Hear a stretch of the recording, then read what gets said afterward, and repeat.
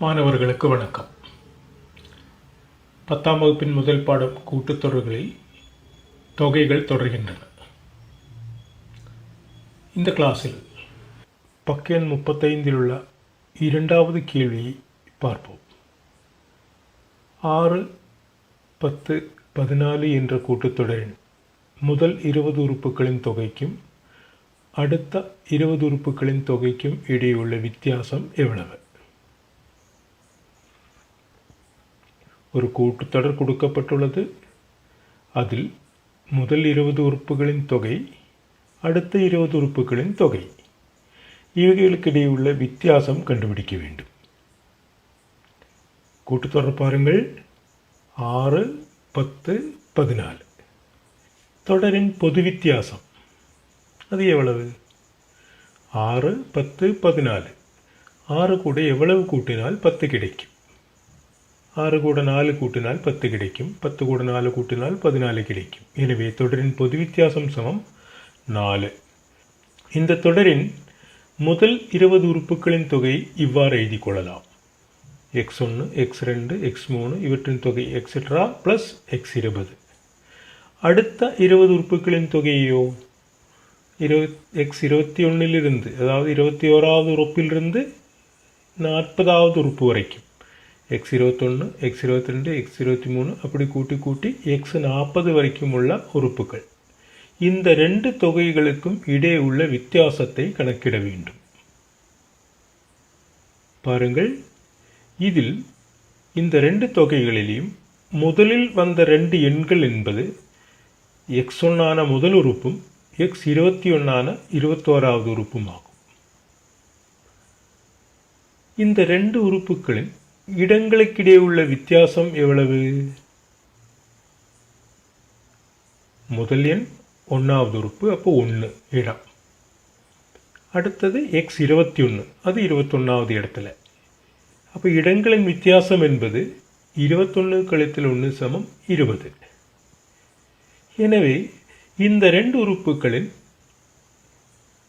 அந்த உறுப்புகளுக்கு இடையே உள்ள வித்தியாசம் எவ்வளவாக இருக்கும்? இந்த இடங்களின் வித்தியாசத்தை பொது வித்தியாசத்தால் பெருக்கினால் போதுமே. அதாவது இந்த ரெண்டு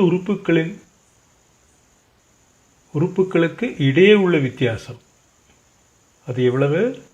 20 பெருக்கல் 4 சமம் 80. இனி அடுத்த ஜோடியை எடுக்கலாம். x2 x22 இரண்டாவது எண்கள், ரெண்டு தொகைகளும் வரும் இரண்டாவது எண்கள் x2 x22. இந்த உறுப்புகளின் இடங்களின் வித்தியாசம் எவ்வளவு? ஒன்று 2ஆம் இடத்துல, இன்னொன்று 22ஆம் இடத்துல. இடங்களின் வித்தியாசம் என்பது 22 - 2 சமம் 20. இந்த உறுப்புகளின் வித்தியாசமோ அதுவும் எவ்வளவாக இருக்கும்? இந்த இடங்களின் வித்தியாசத்தை பொது வித்தியாசத்தால் பெருக்கினால் போதும் அல்லவா? அப்போது 20 பெருக்கல் 4 அதுவும் 80 தான். ஆக இவ்வாறு எத்தனை ஜோடிகள் இதில் வர முடியும்? முதல் உறுப்பு 21வது உறுப்பு, இரண்டாவது உறுப்பு 22வது உறுப்பு, அப்படியே தொடர்ந்தால் கடைசி 20வது உறுப்பு 40வது உறுப்பு. அதிலேயும் இடங்களின் வித்தியாசம் என்பது 40 கழித்தல் 20 20 தான். அப்போ உறுப்புகளின் வித்தியாசம் என்பது 20 பெருக்கல் 4 80 தான். இந்த ஒவ்வொரு ஜோடியிலையும் 80 வரும். அப்படி எத்தனை ஜோடிகள் வரும்? 20. ஏன்னா முதலில் உள்ளது 20 உறுப்புகள், அடுத்தது 20. அப்போ 20 ஜோடிகள் வரும். ஜோடிகளின் எண்ணிக்கை 20. எனவே இந்த தொகைகளுக்குள்ள வித்தியாசம் எவ்வளவாக இருக்கும்? இந்த 20 ஜோடிகளிலும் 80 வரும் அல்லவா? அப்போது 20 பெருக்கல் 80 சமம் 1600. இது இந்த ரெண்டு தொகைகளுக்கு இடையே உள்ள வித்தியாசமாகும். இனி 3வது கேள்வியை பார்ப்போம். 6, 10, 14 என்ற கூட்டுத்தொடரிலும் 15, 19, 23 என்ற கூட்டுத்தொடரிலும் உள்ள முதல் 20 உறுப்புகளின் தொகைகளின் இடையே உள்ள வித்தியாசத்தை கணக்கிடவும். முதல் கேள்வியிலிருந்து சற்று மாறி இதில் 2 கூட்டுத்தொடர்கள் கொடுக்கப்பட்டுள்ளது. முதல் கூட்டுத்தொடர் 6, 10, 14, அது முதல் கேள்வியில் வந்த கூட்டுத்தொடர் தான். இரண்டாவது கூட்டுத்தொடர் 15, 19, 23. முதல் கேள்வியில் முதல் கூட்டுத்தொடரில் முதல் உறுப்பு 6, பொது வித்தியாசம் 6 கூட 4 கூட்டினால் 10, எனவே 4. இரண்டாவது கூட்டுத்தொடரில் முதல் உறுப்பு 15, பொது வித்தியாசமோ 15 கூட எவ்வளவு கூட்டினால் 19 கிடைக்கும்? 4. 19 கூட 4 கூட்டினால் 23. அப்போ இந்த ரெண்டு கூட்டுத்தொடர்லையும் 4 தான் பொது வித்தியாசம், முதல் உறுப்பு மட்டும்தான் மாறி இருக்கு. அப்போது இந்த ஒவ்வொரு உறுப்பாக மாறும்போதும் மாறிக்கொள்ளும் பொது வித்தியாசம் சமந்தான். எனவே இது ரெண்டிலையும் வர்ற முதல் உறுப்புகள் பாருங்கள், ஒன்று 6, இன்னொன்று 15. எவ்வளவு வித்தியாசம்? 6 கூட எவ்வளவு கூட்டினால் 15 கிடைக்கும்? 6 கூட 9 கூட்டினால் 15 கிடைக்கும். அடுத்த ரெண்டு உறுப்புகள் பாருங்கள், 10 19. அதுலேயோ 10 கூட 9 கூட்டினால் 19 கிடைக்கும். அடுத்ததில் 14 கூட 9 கூட்டினால் 23 கிடைக்கும். எனவே நாம் முதல் கேள்வியில் எடுத்துக்கொண்ட ஜோடிகளில் இங்கு ஒவ்வொரு ஜோடியிலையும் வர்ற வித்தியாசம் எவ்வளவாக இருக்கு? 9 9ஆக இருக்கு. பொது வித்தியாசம் சமந்தானே. எனவே இப்படி எத்தனை 9கள் வரும்? 20 9கள் வரும். எனவே இந்த தொகைகளுக்கு இடையுள்ள வித்தியாசம் எவ்வளவாக இருக்கும்? 20 பெருக்கல் 9 180. அதுதான் இந்த கேள்வியோட பதில். இந்த பதிலை நீங்களே எழுதி கொள்ளுங்கள். இனி இந்த பகுதியில் வரும் 4வது கேள்வியை பார்ப்போம். 9 மடங்குகளான எல்லா 3 இலக்க எண்களின் தொகையையும் கண்டுபிடிக்கவும். 3 இலக்க எண்கள் என்றால் என்ன? முதல் 3 இலக்க எண் எது? 3 இலக்கம் என்றால் 3 இலக்கங்கள் இருக்கணும். அப்போது 1 0 0, அதுதான் மிக குறைந்த 3 இலக்க எண். மிக பெரியதோ 999. அடுத்தது 1000 அல்லவா? அது 4 இலக்கம். எனவே 3 இலக்க எண்கள் என்றால் அது 100 முதல் 999 வரையுள்ள எண்களாகும். இதில் 9 மடங்கான முதல் 3 இலக்க எண் எது?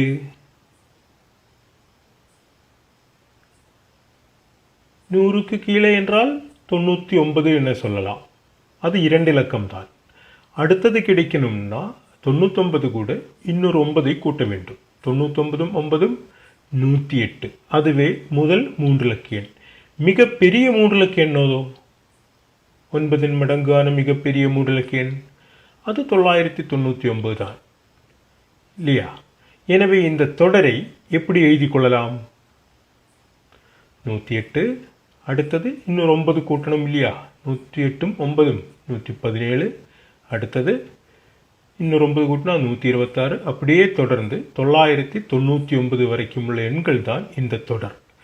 இந்த தொடரினுடைய தொகையை கண்டுபிடிக்க வேண்டும். இந்த தொடரின் முதல் உறுப்பு பாருங்கள் எத்தனை? 108 x1. இதில் பொது வித்தியாசம் 9 தான். முதல் உறுப்பு 108, பொது வித்தியாசம் 9. இதில் எத்தனை உறுப்புகள் இருக்கு என இப்போது நமக்கு தெரியாது. முதல் உறுப்பு 108, இரண்டாவது உறுப்பு 117, மூன்றாவது உறுப்பு 126, அப்படியே தொடர்ந்து 999 என்பது எத்தனையாவது உறுப்பு என நமக்கு தெரியாது. அதனை n என எடுத்துக்கொண்டால் இந்த உறுப்புகளின் எண்ணிக்கை n எனில் xn சமம் 999. இந்த எண்ணை கண்டுபிடிக்க வேண்டும். முதல் உறுப்பு 108, எண்ணாம் உறுப்பு xn என்பது 999 என எடுத்தால் இந்த இடங்களின் வித்தியாசம் என்பது எவ்வளவு? முதல் உறுப்பில் 1ஆம் இடம், 999ங்கிறது எண்ணாம் இடத்துல. அப்போ இடங்களின் வித்தியாசம் என்பது n-1. உறுப்புகளின் வித்தியாசமோ 999லிருந்து 108ஐ கழிக்க வேண்டும். அது 891. இங்கே பொது வித்தியாசம் 9 என்பதால் இடங்களின் வித்தியாசத்தை பொது வித்தியாசத்தால் பெருக்கினால் உறுப்புகளின் வித்தியாசம் கிடைக்கும் என்ற நம்ம கருத்தினை பயன்படுத்தினால் இந்த 9 பெருக்கல் n-1 என்பது 891க்கு சமமாக வேண்டும். இங்கு 9 பெருக்கல் n-1 தான் 891. அப்போது 9ஆல் பெருக்கவில்லை என்றால் n-1 கிடைப்பதற்கு 891ஐ 9ஆல் வகுக்க வேண்டும். அது 91. 9. அப்போது எண்ணிலிருந்து ஒரு எண் கழித்தால் 99. அப்போ எண் எவ்வளவு? அது 99 + 1 100. அதாவது உறுப்புகளின் எண்ணிக்கை என்பது 100 ஆகும். இப்படிப்பட்ட 100 எண்கள் இருக்கிறது. 3 இலக்கங்கள் கொண்ட 9 மடங்குகளான 100 எண்கள் இருக்கிறது என கண்டுபிடித்து விட்டோம். இனி இந்த தொகையை கண்டுபிடித்தால் போதும். இந்த தொகையை கண்டுபிடிப்பது எவ்வாறு? ஒரு கூட்டுத்தொடரின் 100 உறுப்புகளின் தொகை கண்டுபிடிக்க வேண்டும். அதில் முதல் உறுப்பு 108 என்று தெரியும். 100வது உறுப்பு 999 எனவும் நமக்கு தெரியும். எனவே தொகை சமம் எண்ணிக்கையின் பாதி பெருக்கல் முதல் உறுப்பு பிளஸ் கடைசி உறுப்பு என்ற நம் கருத்தினை பயன்படுத்தினால் தொகை சமம் 100/2 பெருக்கல் முதல் உறுப்பு 108, கடைசி உறுப்பு 999. இதை ரெண்டும் கூட்டும் போது 50, 100ஓட பாதி 50, 50 பெருக்கல் 1107 சமம் 55,350 என கண்டுகொள்ளலாம். இது இந்த 9 மடங்குகளான 3 இலக்க எண்களின் தொகையாகும். நாம் இதுவரைக்கும் கண்டுபிடித்த தொகைகளில் தொகை கண்டுபிடிப்பதற்கு எண்ணிக்கையின் பாதி பெருக்கல் முதல் உறுப்பு பிளஸ் கடைசி உறுப்பு என்ற கருத்தினைத்தான் பயன்படுத்திவிட்டோம். இனி இந்த தொகையின் இயற்கணிதம் பற்றி படிக்கலாம். தொகையின் இயற்கணிதம். இந்த இயற்கணிதம் கண்டுபிடிப்பதற்கு இந்த தொகையை எவ்வாறு குறிப்பிடலாம்? எண்ணாம் உறுப்பினை xn என குறிப்பிட்டோம் அல்லவா? அப்போது இந்த எண் உறுப்புகளின் தொகையை எவ்வாறு குறிப்பிடலாம்? சாதாரணமாக தொகையை s என்ற எழுத்தினால்தான் குறிப்பிடுவோம். அப்போ எண் உறுப்புகளின் தொகையை Sn என குறிப்பிடலாம். அதாவது ஒரு கூட்டுத்தொடரின் எண்ணாம் உறுப்பினை xn என்றும் எண் உறுப்புகளின் தொகை Sn என்றும் குறிப்பிடலாம். இதில் xn என்பதுக்கு an + b என்ற வடிவத்திலாகும் என படித்திருக்கிறோம். அதில் a என்பது பொது வித்தியாசம், b என்பது முதல் உறுப்பிற்கு முன்னாடியுள்ள உறுப்பு.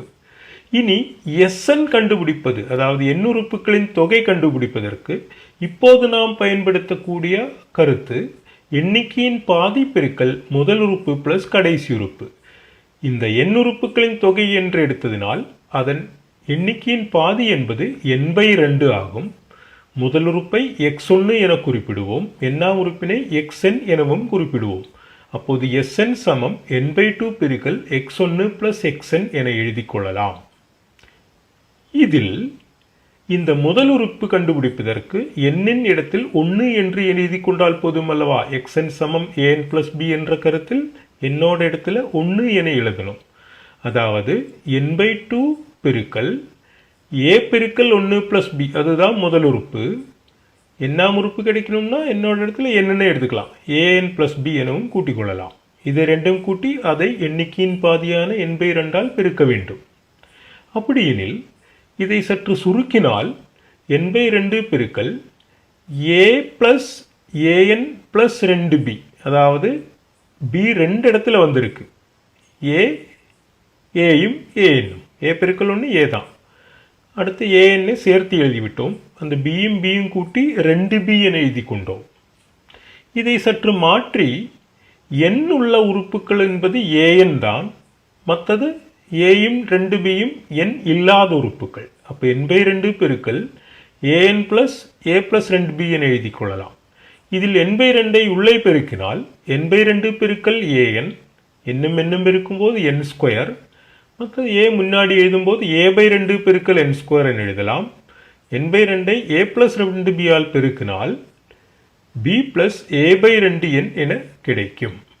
அதாவது n/2a + n/2 பெருக்கல் 2b, அதில் 2 அந்த 2 வெட்டி போனால் bn கிடைக்கும். அந்த bn வெளியே எடுக்கும்போது b + a/2 பெருக்கல் n என எழுதி கொள்ளலாம்.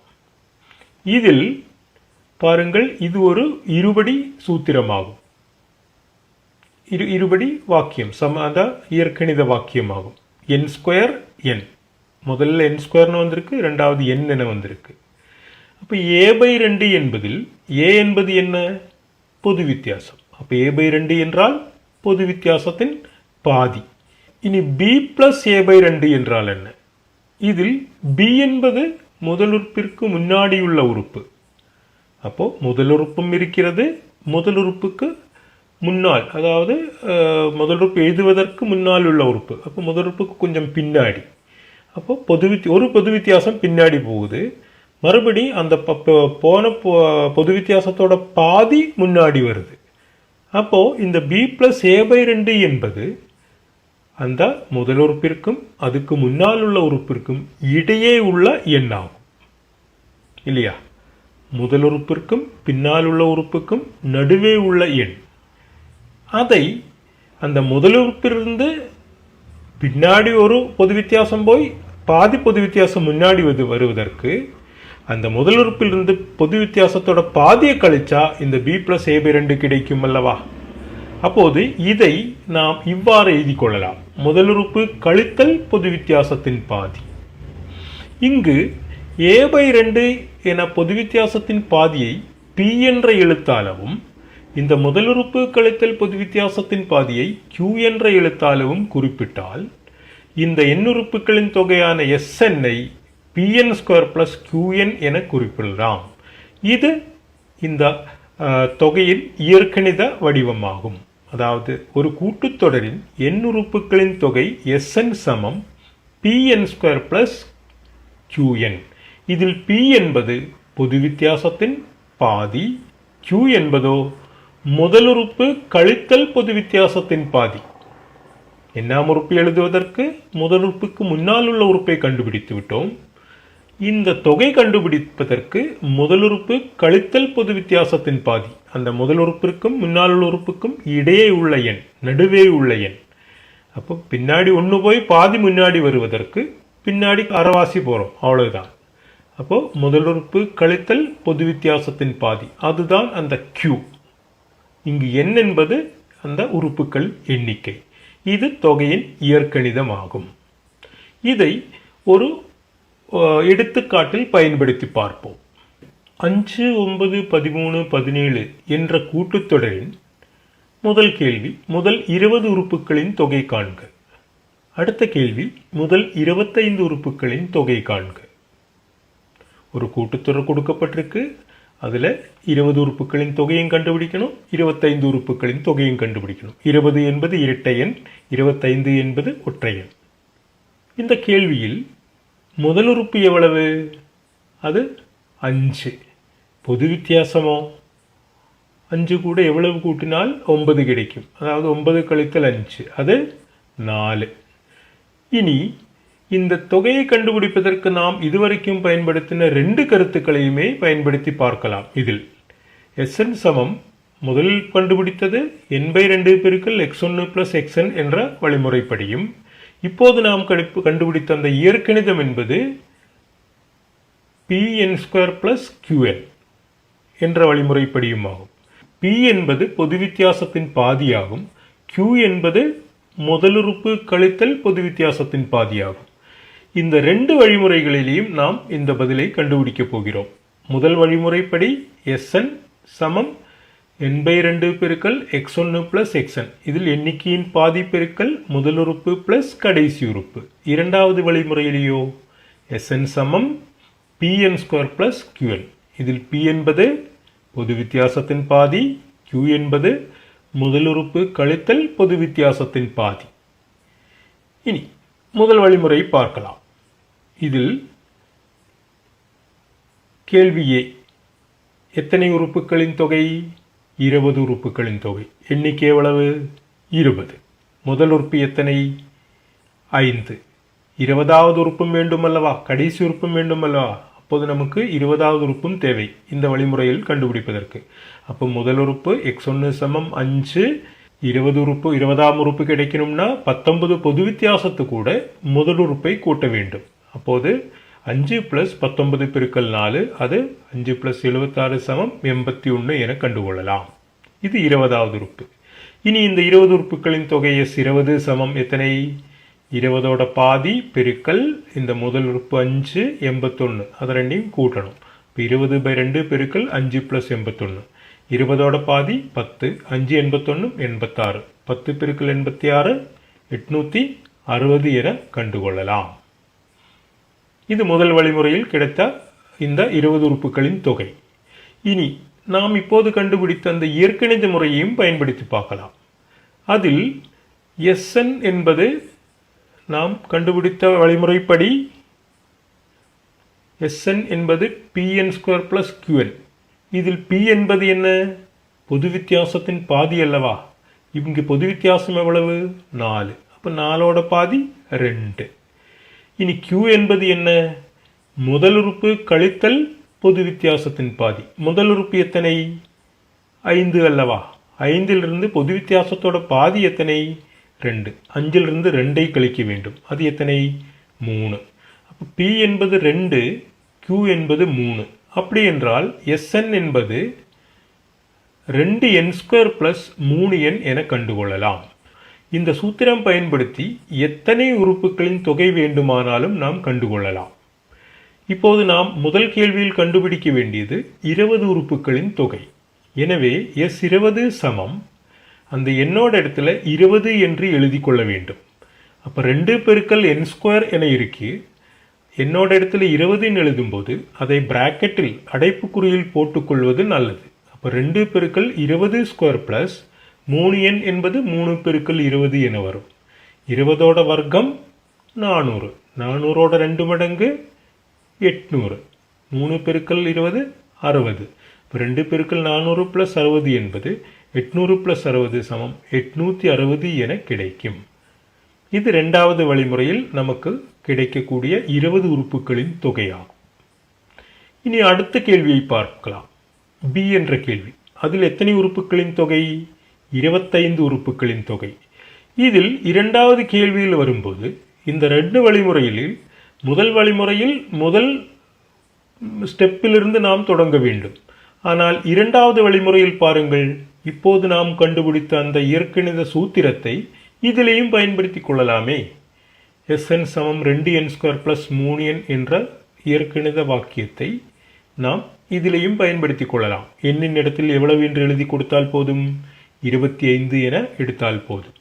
சரி, முதல் வழிமுறையை பார்ப்போம். அதில் n/2 × x1 + xn. எண்ணிக்கை என்பது 25. முதல் உறுப்பு என்பது 5. இனி எண்ணாம் உறுப்பு கடைசி உறுப்பு வேண்டும் அல்லவா? அது எத்தனையாவது உறுப்பு? 25வது உறுப்பு. அப்போ x25 எப்படி கண்டுகொள்வது? 25வது உறுப்பு கிடைக்க வேண்டுமெனில் 24 பொது வித்தியாசத்து கூட முதல் உறுப்பை கூட்ட வேண்டும். அப்போ 24 × 4 + 5. அது 96 + 5 101. அது 25வது உறுப்பு. இனி இந்த தொகையை கண்டுபிடிப்பதற்கு S25 சமம் எண்ணிக்கையின் பாதி. அப்போ 25ஓட பாதி பெருக்கல் முதல் உறுப்பு 5, கடைசி உறுப்பு 101. அப்போ 25/2 பெருக்கல் 5 + 101. இதில் 25ஓட பாதி கண்டுபிடித்தால் தசமம் கிடைக்கும்.